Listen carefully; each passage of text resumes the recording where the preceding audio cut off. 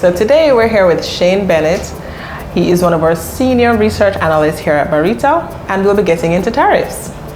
So, Shane, will renewed US tariffs hurt the profits of international companies I'm invested in? So the short answer to your question is it depends. There are several factors that would be taken into consideration as to whether or not higher tariffs will have an immediate impact on profit margins for companies, particularly those operating in the US. And what I would consider to be probably a critical factor would be the company's how vertically integrated the company is across borders. Okay. That is how much of its value chain originates outside of the US. Okay, break down value chain for me.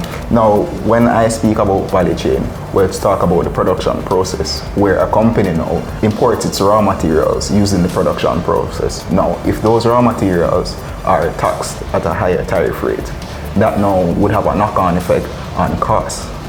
And the company's ability to actually pass on those costs to consumers would have a direct relationship with its profit margin.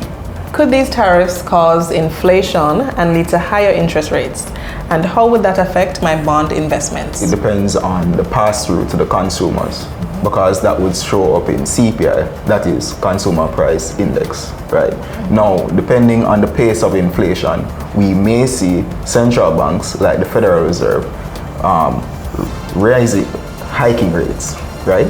And considering the inverse relationship between bonds and interest rates, higher interest rates would lead to lower bond prices, which for an investor that is not strategically positioned for that, it could lead to some capital losses over the short term. And now to our last question.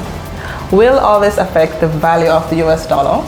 And should I adjust my investments across different currencies? Okay, so to answer your question, inflation and interest rates has some bearing on currency markets.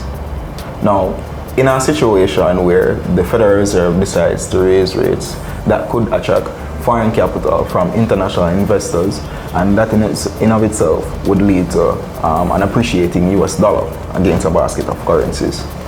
On the flip side, however, rising geopolitical tension due to trade policy uncertainty could undermine investor confidence, and that in of itself could lead to capital outflow, resulting in a depreciating US dollar. Now, what does this mean for investors? Ideally, investors should not really be focused on short-term news or fluctuations, but more so positioning their portfolio, diversifying it across a number of currencies so that they can limit the effects of fluctuation due to uncertainty.